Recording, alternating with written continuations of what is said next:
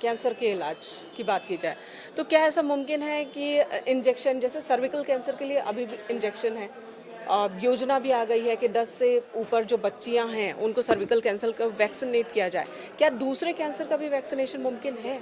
जी, cervical cancer का vaccine आ गया, human papilloma virus के खिलाफ वैक्सीन तैयार किया गया और इस पर तो बजट में इंक्लूड भी कर दिया गया कि इसको लगाया जाए बच्चियों को 9 से 12 साल में। दूसरा है हेपेटाइटिस बी, एक जॉन्डिस का प्रकार है जिससे लिवर कैंसर होता है बाद में। तो हेपेटाइटिस बी का वैक्सीन अवेलेबल है, जिसको अगर लगाएंगे तो हेपेटाइटिस बी नहीं होगा, कैंसर से बचेंगे। ये तो 2 एस्टेब्लिश वैक्सीन है। दूसरे वैक्सीन पर रिसर्च चल रहा है जिसमें प्रोस्टेट कैंसर है, मेलानोमा है। एक अभी रिसर्च आया है थेरेपेटिक वैक्सीन, कैंसर हो जाए तो कौन सा वैक्सीन दें कि इस कैंसर को खत्म करे और साथ में दोबारा रिलैप्स ना होने दे। तो ये एक अच्छी पहल हुई थेरेपेटिक वैक्सीन पे। और कितना महंगा है ये? अभी रिसर्च में है, अभी मार्केट में नहीं है थेरेपेटिक वैक्सीन, तो आने पर पता चलेगा, लेकिन महंगा होगा। दूसरा सवाल आपने पूछा, कैंसर का इलाज महंगा है। महंगी की बात तब आती है कि सरकारी संस्थानों में इलाज क्यों नहीं है। बड़ा सवाल है, बड़ा सवाल है। एक न्यू नॉर्मल आपने मान लिया कि कैंसर का इलाज सिर्फ प्राइवेट में ही होगा, ऐसा क्यों? सरकारी संस्थान में क्यों नहीं हो रहा है?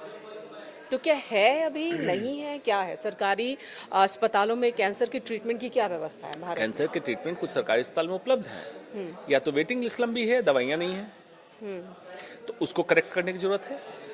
ये जरूरत इसलिए है कि मैं हर समय पूछता हूँ, cancer is it a personal responsibility और public health?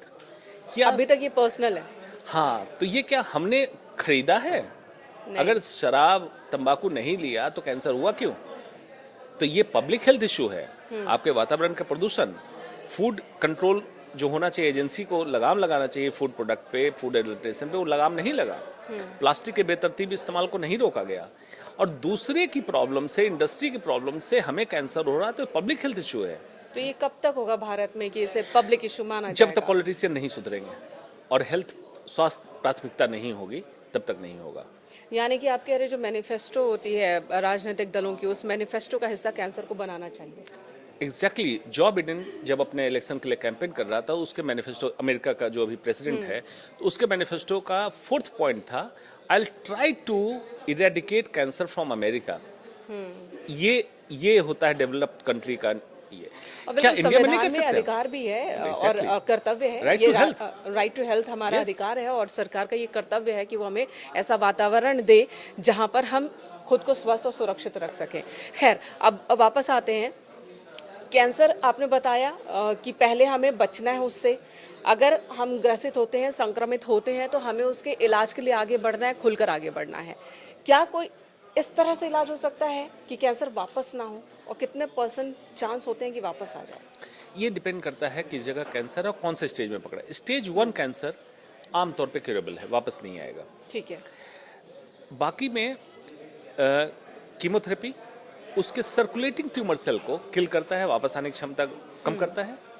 Recently Tata memorial hospital ने रिसर्च करके कॉपर रिवर्सट्रोल का एक कॉम्बिनेशन निकाला, जो वैसे कैंसर सेल जिसके क्रोमेटिन, उसके क्रोमोसोम का हिस्सा टूट के दूसरे नॉर्मल सेल को इन्फेक्ट कर सकता था, उसको रोक रहा है, मतलब रिलैप्स को रोक रहा है। तो इस पे काम चल रहा है, और जीन थेरेपी आने वाली है जिसका रिलैप्स रोकने में काम होगा। तो हो सकता है रिलैप्स कैंसर के डिक्शनरी से खत्म हो जाए, ये भी संभावना जल्दी आने वाली है। ये अच्छी बात आपने बताई है, अच्छी खबर बताई है।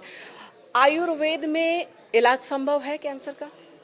पहले तो ये समझ लें आयुर्वेद क्या है। आयुर्वेद भारत की एक स्वास्थ्य प्रणाली है, और बहुत ही वैज्ञानिक स्वास्थ्य प्रणाली। लेकिन अफसोस बस कुछ भगवाधारी व्यापारियों ने इस पे कब्जा कर लिया है, और जिसने आयुर्वेद को सबसे ज़्यादा डैमेज किया। पढ़े लिखे डिग्रीधारी आयुर्वेद के वैद्य आज भी फॉल्स क्लेम नहीं कर रहे हैं कि कैंसर का समुचित इलाज आयुर्वेद में है, और ये सच है।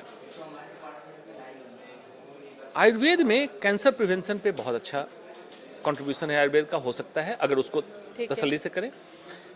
कैंसर रिलैप्स पे आयुर्वेद का अच्छा रोल है, और कैंसर के ट्रीटमेंट में होने वाले साइड इफेक्ट्स आयुर्वेद का अच्छा रोल आ सकता है। तो जरूरत क्या है? हॉलिस्टिक अप्रोच की, हॉलिस्टिक हेल्थ केयर अप्रोच की। मॉडर्न मेडिसिन का डॉक्टर आयुर्वेद के क्वालिफाइड डिग्रीधारी वैद्य के साथ मिले, और कैंसर मरीज का डे 1 से साथ साथ इलाज करे। कैंसर का आउटकम बदल जाएगा। आज के सैलोज में मॉडर्न मेडिसिन के हॉस्पिटल में मॉडर्न मेडिसिन का डॉक्टर इलाज किया, बेचारा मरीज इस डर से कि कहीं और कुछ रास्ता मिल जाए भटकता रहता है और किसी व्यापार के चक्कर में पड़ जाता। ये आयुर्वेद नहीं है, इससे इलाज नहीं हो सकता है। आखिर में आपसे चाहूंगी कि आखिर में आप जो आम पब्लिक हैं, जो खुद को स्वस्थ मान रहे हैं, मेरे और हमारे बहुत सारे दर्शकों के जरिए की तरह ही, वो क्या करें सुबह से शाम तक कि कैंसर से वो दूर रहें? शॉर्ट। अच्छा सवाल किया है। सबसे पहले मैं कहूँगा कि हेल्थ केयर जो बोलते हैं हॉस्पिटल को, उसका नाम सिक केयर कर देना चाहिए, क्योंकि वहाँ पे वेलनेस सेंटर नहीं है। हेल्थ मतलब स्वास्थ्य और स्वास्थ्य का केयर, तो स्वस्थ व्यक्ति के स्वास्थ्य का केयर ही करना चाहिए। आयुर्वेद में कहा गया है स्वस्थस्य स्वास्थ्य रक्षणम, स्वास्थ्य व्यक्ति की स्वास्थ्य की रक्षा करना ही हमारा धर्म है जी। तो ये होना चाहिए। और ministry of health and family welfare, स्वास्थ्य एवं परिवार कल्याण मंत्रालय का नाम ministry of disease and illness programme रख देना चाहिए, क्योंकि वहाँ भी वेलनेस प्रोग्राम की कोई जगह नहीं, प्रिवेंशन पे।